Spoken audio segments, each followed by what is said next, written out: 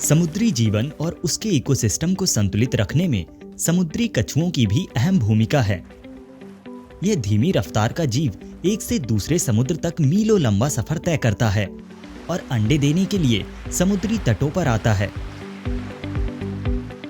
पूरी दुनिया में लगभग 7 तरह के समुद्री कछुए पाए जाते हैं, जिनमें से 5 भारत के तटों पर देखे जा सकते हैं।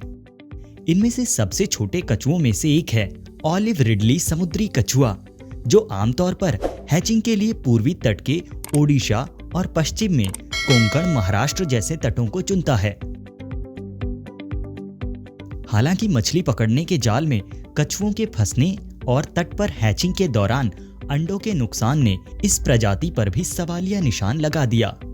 2002 में स्थानीय स्वयंसेवी संस्था के सहयोग से महाराष्ट्र वन विभाग ने कछुओं के संरक्षण का प्रोजेक्ट शुरू किया। इसके तहत अंडों को जानवरों और इंसानों से बचाने के लिए संरक्षित जगहों और निगरानी का काम शुरू किया गया।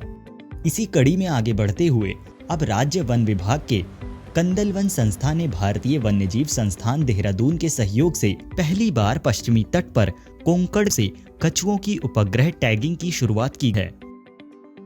पहली मादा कछुए पर सैटेलाइट ट्रांसमीटर लगाकर उसे समुद्र में छोड़ा गया है, जिसे प्रथम नाम दिया गया है।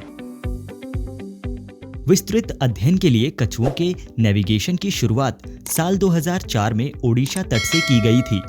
इसके बाद पूर्वी तट पर ही 2010 में सबसे बड़ी टैगिंग परियोजना पूरी की गई, जिससे कछुओं की यात्रा और निवास स्थानों को लेकर महत्वपूर्ण जानकारी प्राप्त हुई।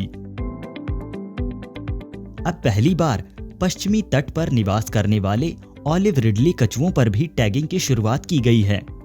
इसमें कछुए की पीठ पर एक ट्रांसमीटर लगा दिया जाता है, जो पोलर ऑर्बिटिंग सैटेलाइट से जुड़ा रहता है।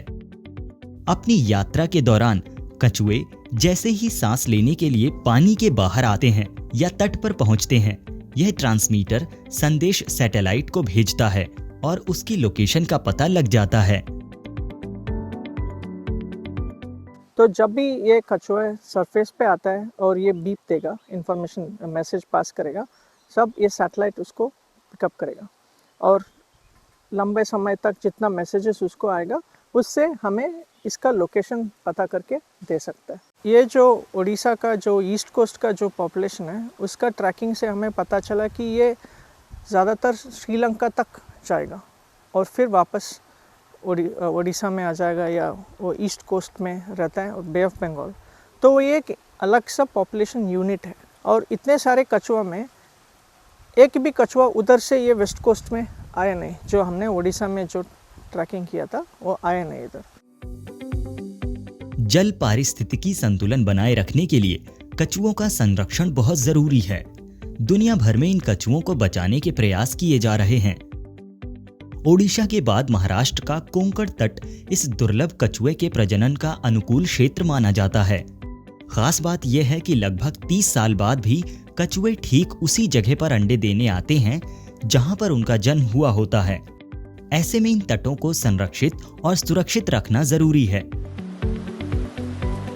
इस कड़ी में अन्य उपायों के साथ साथ उपग्रह टैगिंग से इन कछुओं के समुद्री प्रवास और मार्ग की पूरी जानकारी पश्चिमी तट पर भी इनके संरक्षण में काफी मददगार साबित होगी।